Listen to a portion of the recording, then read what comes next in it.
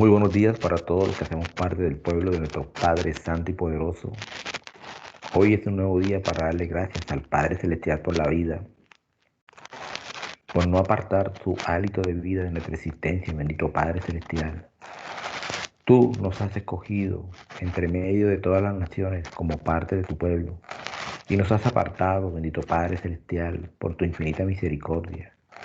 Amén, amén y amén. Te damos gracias, Padre Santo, por la vida, por todas las situaciones que está pasando el mundo relacionado con esta pandemia. Oh Abacados, donde han muerto tantas personas, bendito Padre Celestial, por esa peste que está atacando al mundo. Padre Santo, ten misericordia de nosotros en el nombre poderoso de nuestro amado Jesús de Nazaret. Hoy estamos a 22 de abril del año 2021 y continuamos con el libro 2 de Samuel, capítulos 12, 13, 14 y 15 del Antiguo Pacto. Y continuamos con el libro de Lucas, capítulo 16 y capítulo 17, del 1 al 19. Oh Padre Santo y Poderoso, esta es tu palabra, la palabra que tú le has dejado a tu pueblo, la palabra que nos has dejado, todos los preceptos y los mandamientos que están escritos aquí, para que las pongamos por obra, para tener la bendición, para tener la vida eterna. Oh Padre Santo y Poderoso, protégenos y séllanos con la sangre de tu Hijo amado.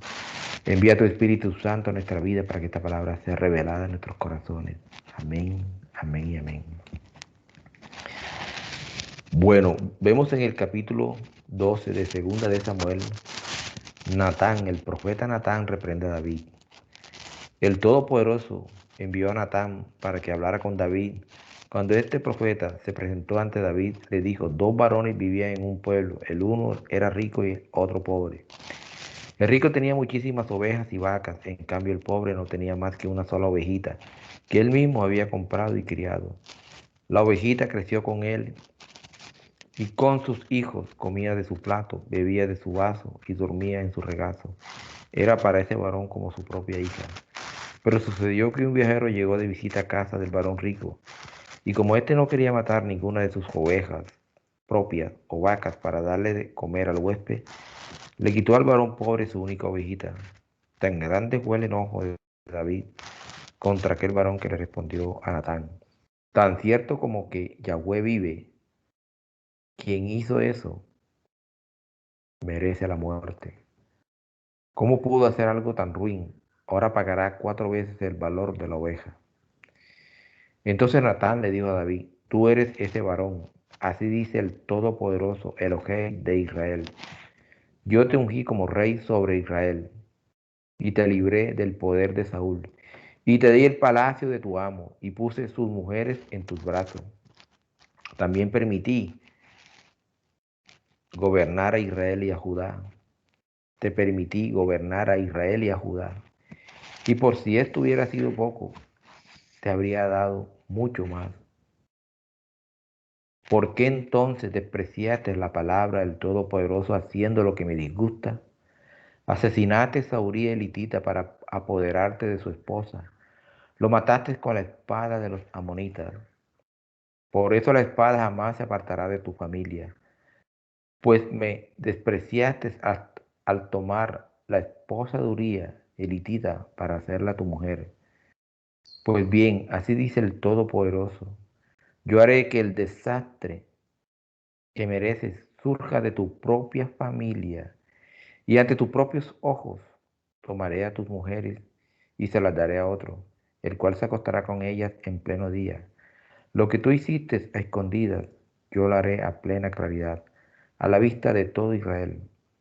He pecado contra el Todopoderoso, reconoció David ante Natán. El Todopoderoso ha perdonado ya tu pecado, y no morirás, contestó Natán. Sin embargo, tu hijo sí morirá, pues con tus acciones has ofendido al Todopoderoso. David había planeado en su corazón y había hecho lo malo delante del Padre al matar a Urías elitita, esposo de Betsabé, y él se quedó con ella, la embarazó. Ese era un pecado grande delante del Padre Celestial, y ese pecado no se podía quedar sin paga. Mató a Urías.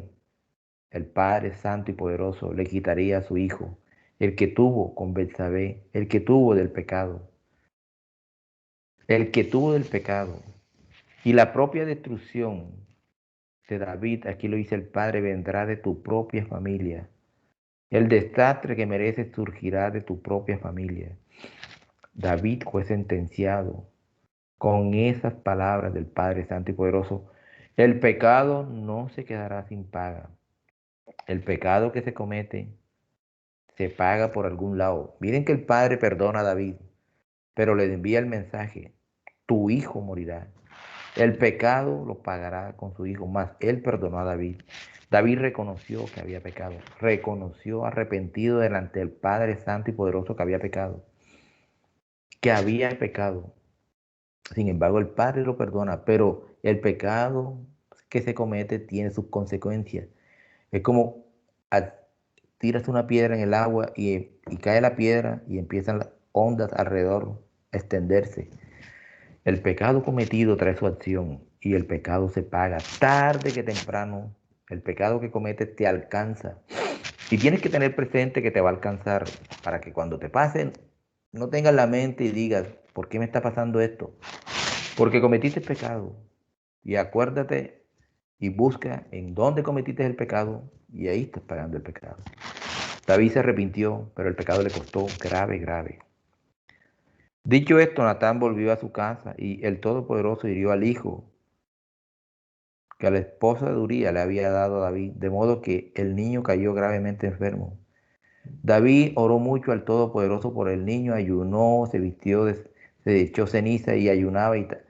Pero a los 7 días el niño murió. Los oficiales de David tenían miedo de darle la noticia. Hasta que le dijeron que el niño había muerto. Y David se vistió, se perfumó.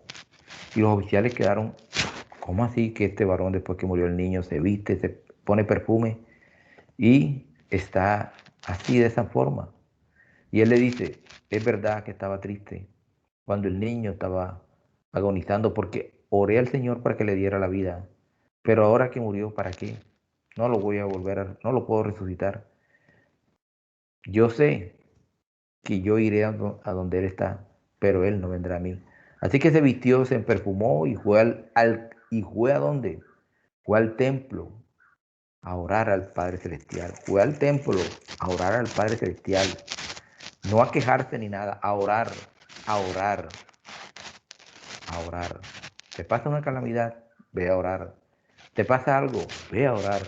No te quejes ni digas nada. Ve en oración al Padre Santo y Poderoso que se haga tu voluntad. Y esto se lo había buscado David. Luego David fue a consolar a su esposa y se unió a ella a Betsabé. Y Betsabé le dio un hijo, el que David llamó Salomón. El Todopoderoso amó al niño y mandó a decir por medio del profeta Natán que le colocaran por nombre Jedillahú, por disposición del Todopoderoso. Y Betsabé, ya siendo esposa de David, le da un hijo que se llama Salomón, de donde viene el rey Salomón, la grandiosa, el gran reino de Salomón. Miren que este niño, el Todopoderoso lo amó. Ya no era un niño que había nacido del pecado, no. Era un niño nacido conforme a la voluntad, era esposa de David. Y ya David había pagado por el pecado con la muerte del hijo anterior que había sido de un pecado. Sin embargo, el padre le había dicho que de su propia familia saldría la destrucción. Y vemos en el capítulo 13 que un hijo de David llamado Adnón se enamora de su hermana Tamar y comete pecado contra ella. La manda a buscar, se hace el enfermo y la viola y después la desprecia. Tamar era hermana de Absalón y Absalón, a raíz de esta situación, pasado 2 años de esa situación, hace una fiesta e invita a todos sus hermanos y trata lo posible de convencer al rey de que fuera y de que fuera Amnón su hermano. Y cuando su hermano Amnón va, mata a su hermano Amnón. Miren cómo la palabra del Creador se empieza a cumplir. Internamente de tu familia vendrá el desastre. El hermano viola a su propia hermana. Absalón mata a Amnón para vengar lo que Amnón le había hecho a Tamar, su hermana. Y cómo empieza desde el interior de la familia el pecado que David cometió, empieza a surgir efecto. Y a raíz de esto, como Absalón mata a Amnón, él huye de Jerusalén, se va. Y vemos en el capítulo 14, Joás intercede por Absalón delante del rey. Le dice al rey que regrese a Absalón, que vuelva a admitirlo. Y Absalón regresa a Jerusalén. Regresa a Jerusalén. Regresa a Jerusalén y empieza a conspirar contra su padre. Él quiere hacerse rey. Y vemos en el capítulo 15 que se empieza a ganar el favor de todo Israel, colocándose él como un varón recto y un futuro rey. Y él consigue carros de guerra y caballos y escolta. Y empieza a hacer una conspiración contra su propio padre. De tu interior de la familia vendrá el desastre. Ahora este hijo, Absalón, que había matado a su hermano, Amnón, se levanta contra su propio padre, contra el ungido del Padre Santo y Poderoso, el rey David, y crea una conspiración para subir al poder. Esto hace que David huya de Jerusalén, huya de Absalón, y David huye con todos sus miembros, los más cercanos y sus oficiales, huye de Absalón y pone todo en manos del Creador. Increíble. El propio hijo se levanta contra su propio padre en el reino para obtener el reino de Israel y de Judá, el reino de todo Israel. ¿Qué hace David? Huye de él y espera que el Padre Celestial solucione todas las cosas. No lo enfrentó de una vez, sino que se fue con sus oficiales y sale de Jerusalén.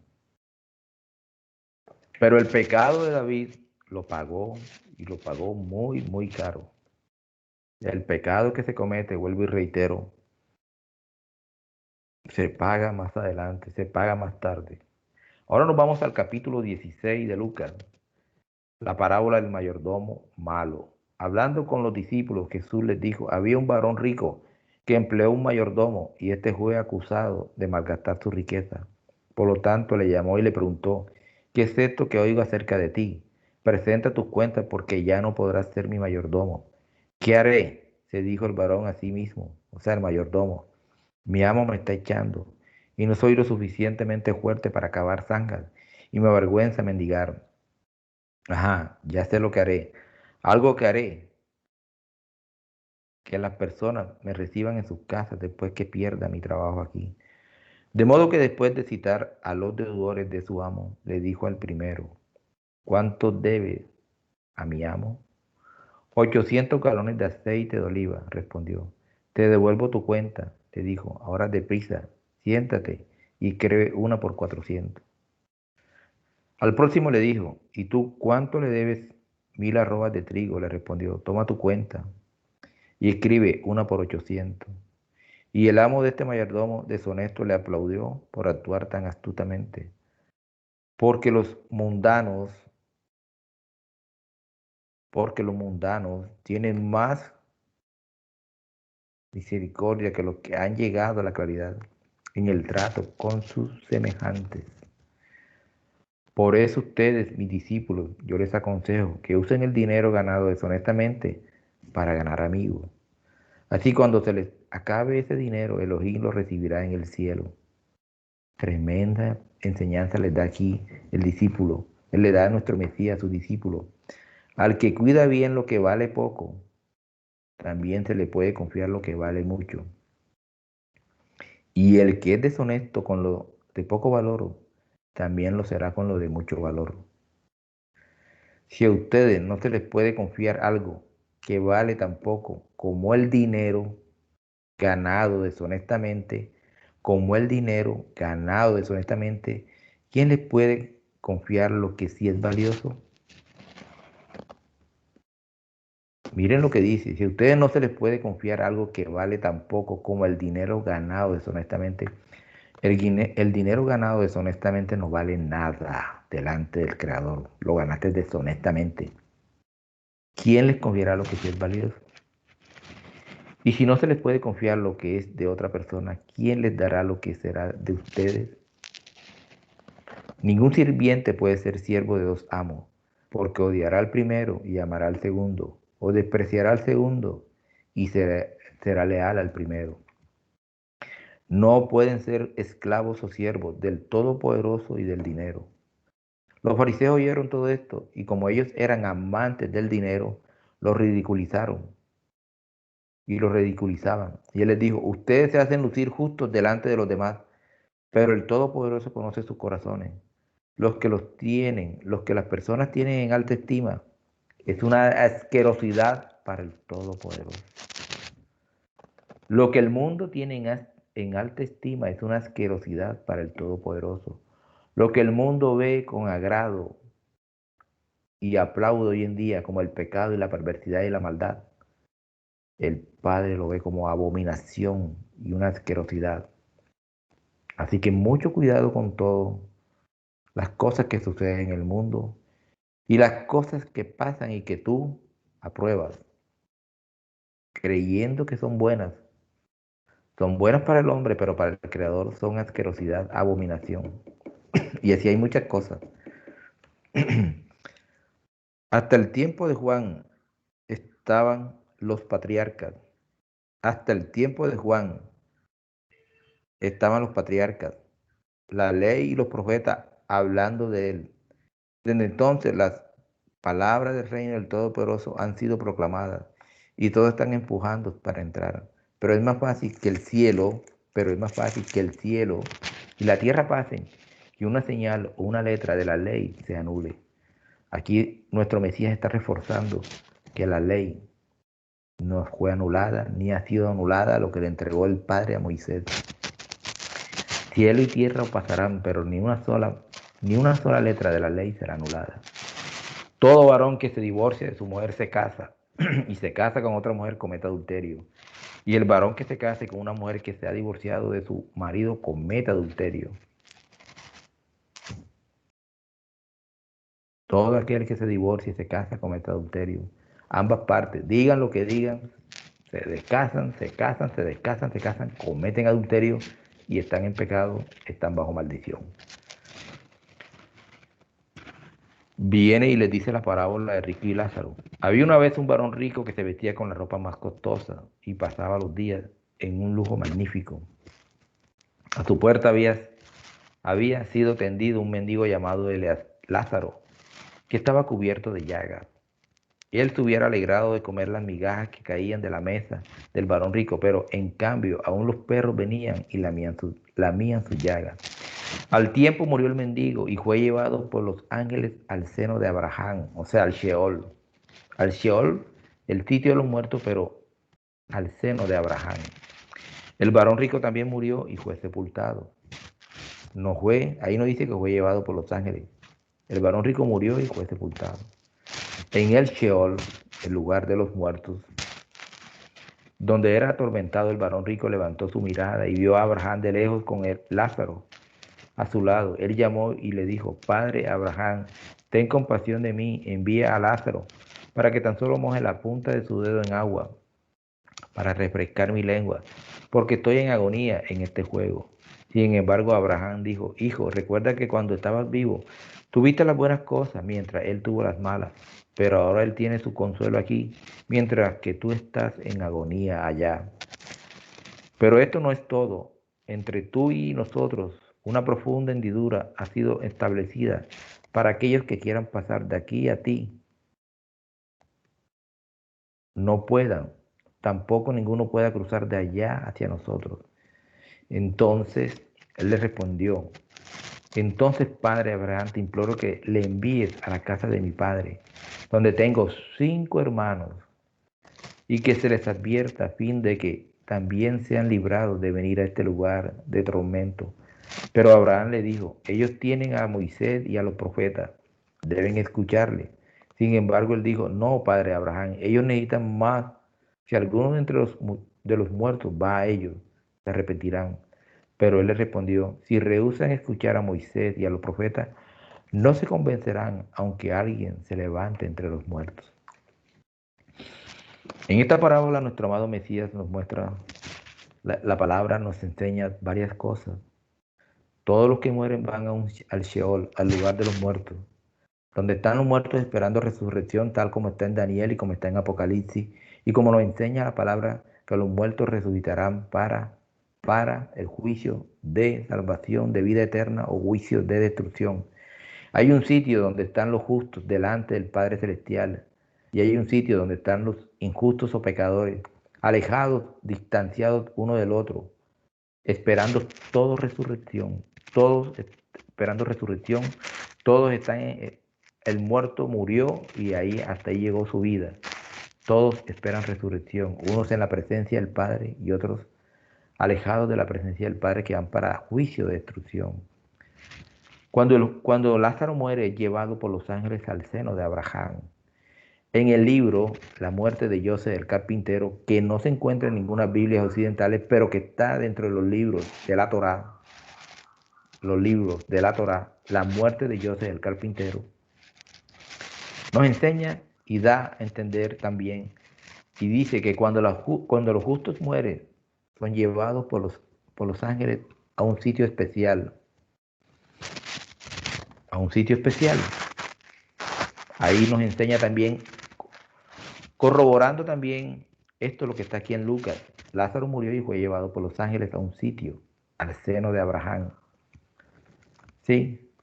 Y los que son injustos y pecadores son llevados por demonios, ángeles demoníacos, a un lugar a esperar juicio de destrucción.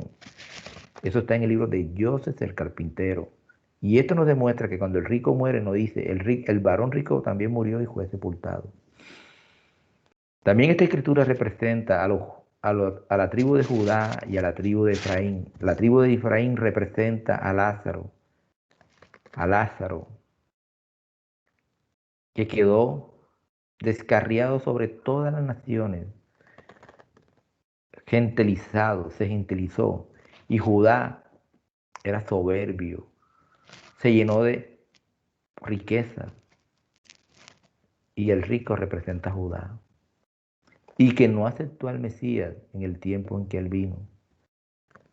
Y cuando él venga quedará asombrado, porque se lamentarán del que traspasaron.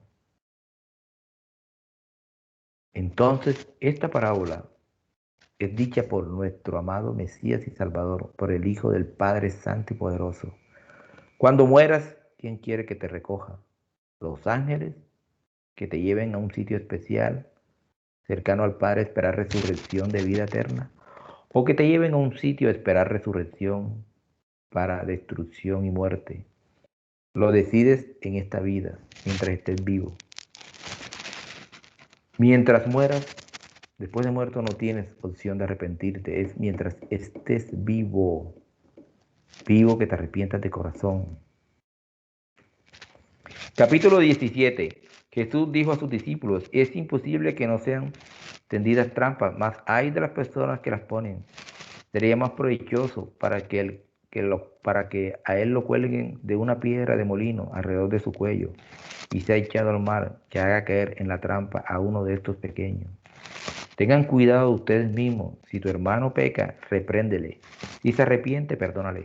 También si 7 veces en un día peca contra ti y 7 veces viene a ti y dice, me arrepiento, tienes que perdonarle.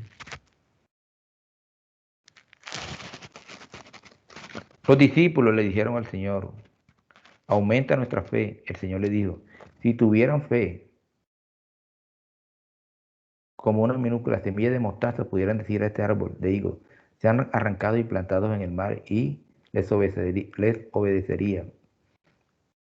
Si uno de ustedes tiene un siervo que apacienta ovejas o está arando, cuando regresa del campo, le dirán ustedes, ven,